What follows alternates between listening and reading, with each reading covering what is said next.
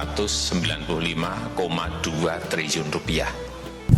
Belum kecipratan. Belum kecipratan ya? Belum. Dapat apa Pak? Nggak dapat apa-apa.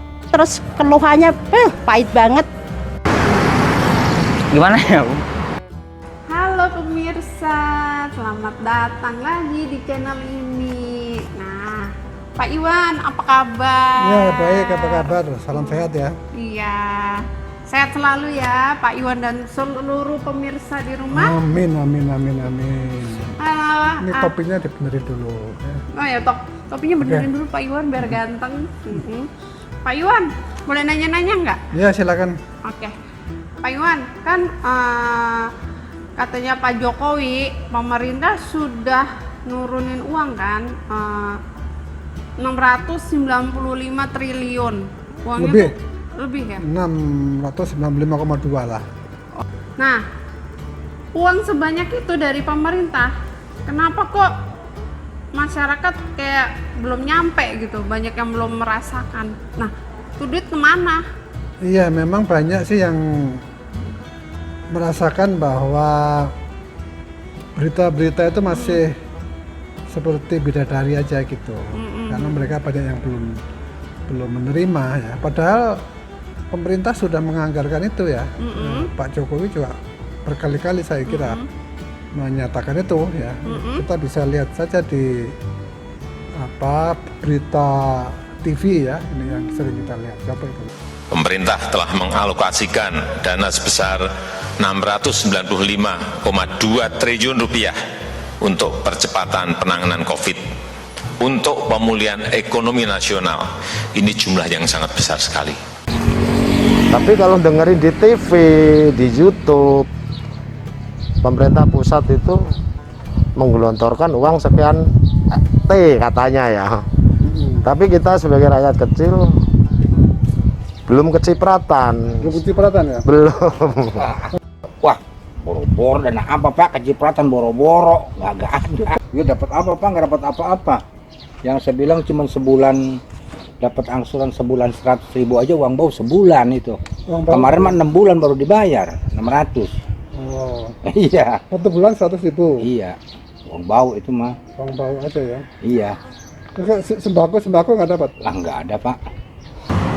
Ada Pak, ada sebagian. Alhamdulillah bagian dapat. Mungkin ada juga yang nggak dapat.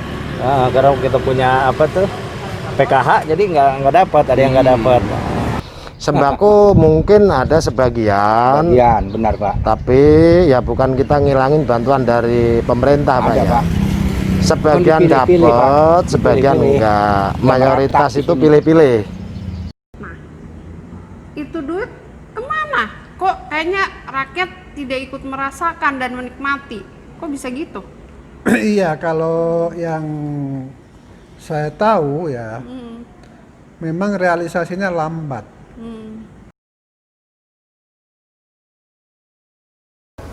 Stimulus sudah berkali-kali dilakukan, walaupun itu bertahap ya. Yang sebelum yang terakhir itu kan 405 triliun itu. Ya. Yang kemudian di judicial review segala macam yang menyebabkan itu agak lambat. Sekarang naik lagi menjadi 33 695 ya. 95 ya. 695 triliun itu Oke. Fiskal ya. stimulus yang diberikan. Pemerintah sudah, menurut saya kebijakannya sih sudah oke, walaupun itu kalau dibandingkan dengan negara lain stimulus kita masih kecil ya. Tetapi oke lah, karena kita harus tahu pemerintah juga punya keterbatasan ya di dananya. Nah, yang menjadi masalah itu adalah seberapa jauh realisasi dilakukan gitu loh. Ini yang menurut saya menyebabkan likuiditas di masyarakat itu juga tidak mengalami perbaikan. Pak Jokowi bilang untuk kesehatan saja sampai 17 Juni itu baru 1,53%. Ya. Ya kan? Yang kemudian karena diancam mau reshuffle, mau diganti menterinya, ini sekarang mulai naik menjadi sekitar 4 atau 5% lah ya pada ini. Harus begitukan. Jadi sebenarnya keinginannya sudah bagus, tapi realisasinya yang begitu lambat. Ya, karena itulah Pak Jokowi kan apa namanya, kalau agak tensinya naik itu kita paham gitu ya. Karena seperti itu. Hanya ini kenapa? Nah, saya tahu problemnya apa. Problemnya itu sekarang birokrasi ketakutan itu. Itu yang menjadi masalah karena selalu kalau ada. Apa yang menyebabkan mereka ketakutan menurut Anda?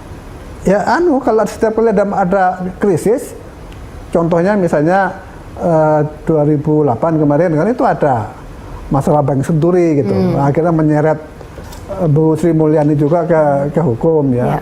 Kemudian menyeret Bank Indonesia juga gubernurnya ke sana. Nah, orang belajar dari situ. Aceh misalnya tsunami.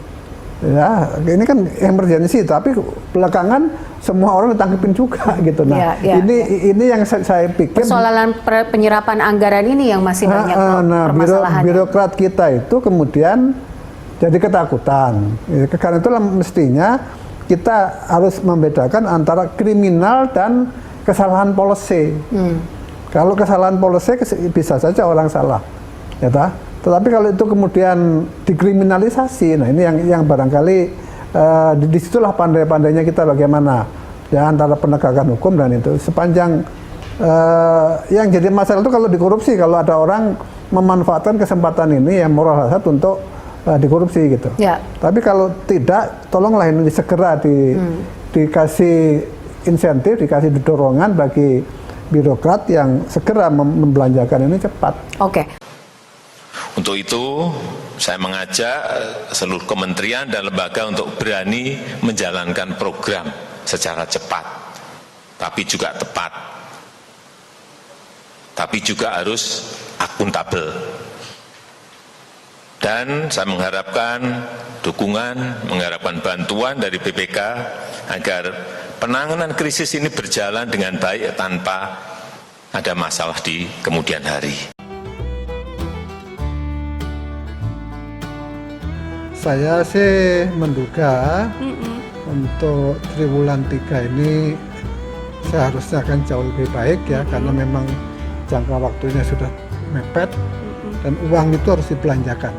Jadi mau nggak mau pada triwulan 3 ini akan jauh lebih baik ya, perkiraan saya ini.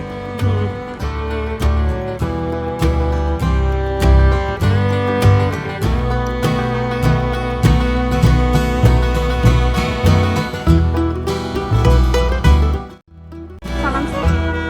Nah, Dah.